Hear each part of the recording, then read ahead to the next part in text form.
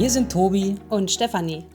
Am 23. Mai sind wir im Osten Kanadas angekommen und hoffen, dass wir es im November bis nach Vancouver Island schaffen.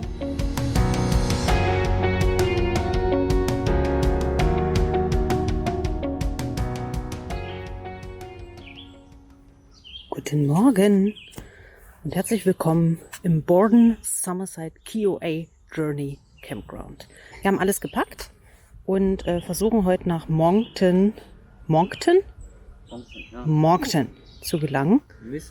Wir müssen, genau. Man fragt sich, hey, Moment mal, T-Shirt, was ist denn hier los? Ja, wir haben mal gutes Wetter. Es ist einigermaßen warm. Die Sonne scheint für uns jetzt, wo wir PEI verlassen. Und wir versuchen jetzt, das Airbnb zu erreichen, was wir gebucht haben. Das ist natürlich immer ein bisschen stressig, aber ich bin guter Dinge, dass wir jemanden finden, der uns dorthin bringen kann.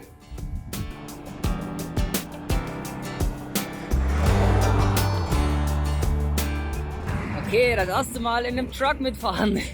Das ist natürlich cool.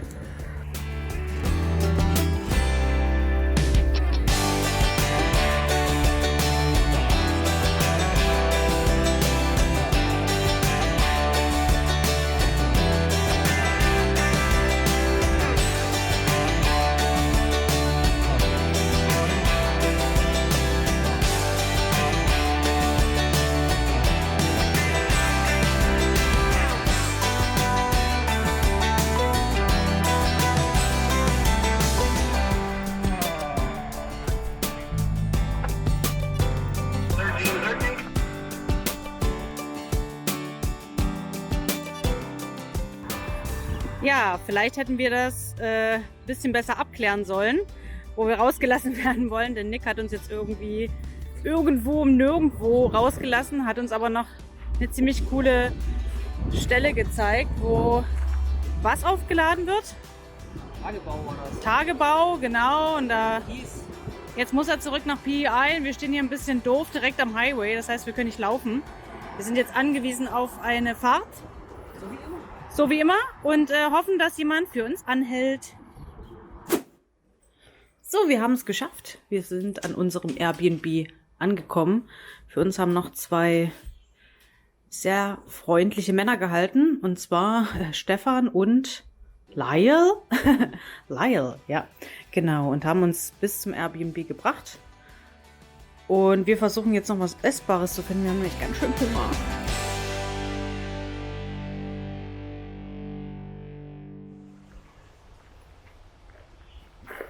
Wir wollten eigentlich einen Chill-Tag heute machen, aber so kleine Parks, kleine wunderschöne Stadtparks, die lassen wir uns natürlich nicht entgehen. Und dieser hier spendet uns viel Schatten, denn vorher haben wir gefroren und jetzt schwitzen wir in angenehmen 25 Grad, wahrscheinlich eher 28.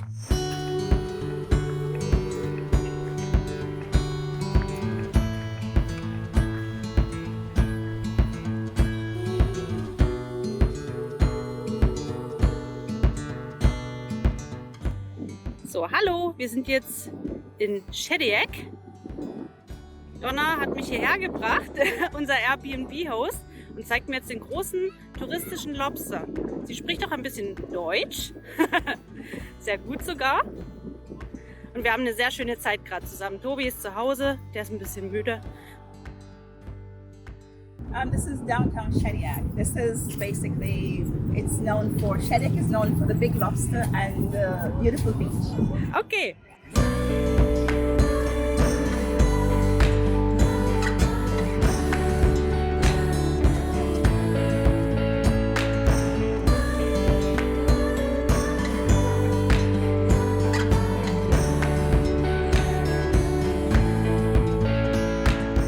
You go straight ahead. This area is what you call the tidal bore, and that's where the river actually pushes the oceans back. So there are two different forests of water, and it's called a chocolate river because of the color. If you look, it looks very brown.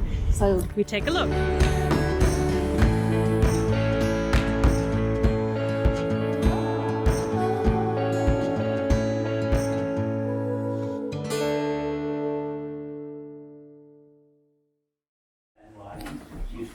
So, guten Morgen.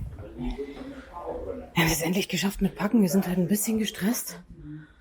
Tobi ist schon mal nach oben gegangen, um Donna Tschüss zu sagen. Wir haben nämlich ein Taxi bestellt und waren jetzt ein bisschen spät dran. Deswegen, ja, wir melden uns dann, wenn wir ein bisschen mehr Ruhe haben.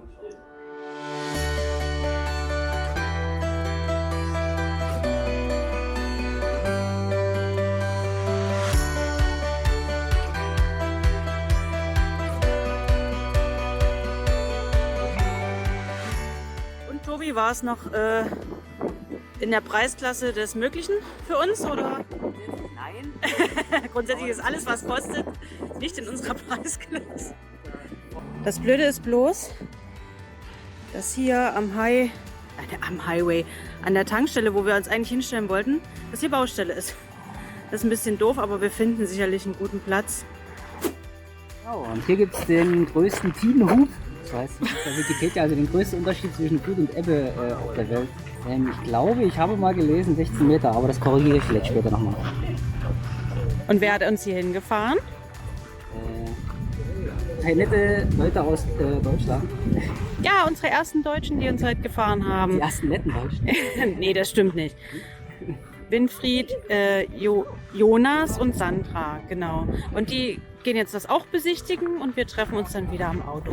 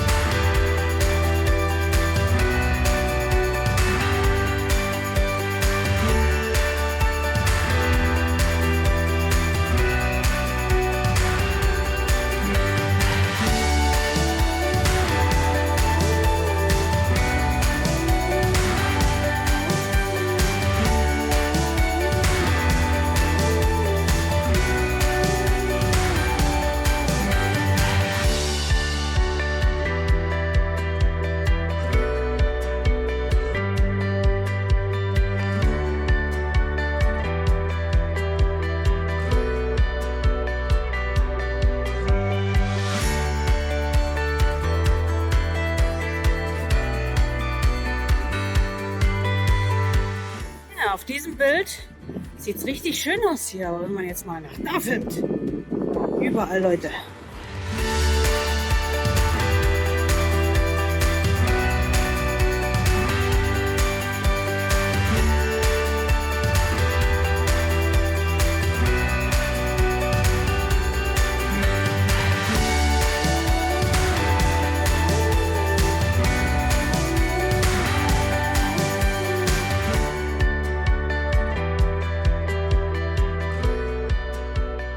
Wir sind jetzt auf dem Rückweg zum Auto. Unsere lieben Fahrer brauchen noch eine Weile, deswegen können wir jetzt hier noch ein bisschen chillen. Und ich frage Tobi, was ist so dein Fazit von den Hopewell Rocks? Du wolltest es ja unbedingt sehen. Für $17 pro Person. Hat es deinen Ansprüchen genügt? Das kann ich so schlecht nee, ist schon ganz cool. Ich sag mal, wenn man das jetzt so in der Natur finden würde, ohne dass da Leute sind, dann wäre das natürlich das Geilste überhaupt. Aber es ist ja jetzt mittlerweile doch schon so ein Touri-Ding. Und für pro Person $17 sind mir echt zu viel.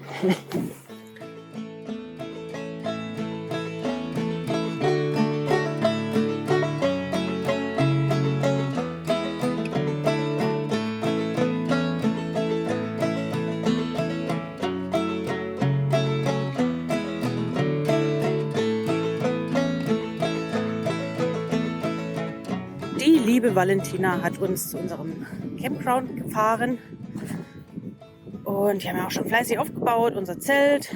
Hier haben wir mal so ein ganz kleines Areal nur für uns, das ist ganz schön. Und da wir das Fire Permit mitbezahlen mussten, haben wir natürlich auch Feuerholz mitgenommen. Das kann man sich hier umsonst, also nicht ganz umsonst, weil man hat ja vorher dafür bezahlt, Genau. Mitnehmen. Das heißt, wir haben es jetzt einfach aus Prinzip mitgenommen. Wir machen heute einfach aus Prinzip Feuer, weil wir dafür bezahlt haben. Weil wir halt dumme Deutsche sind. Oh, die Hauptsache.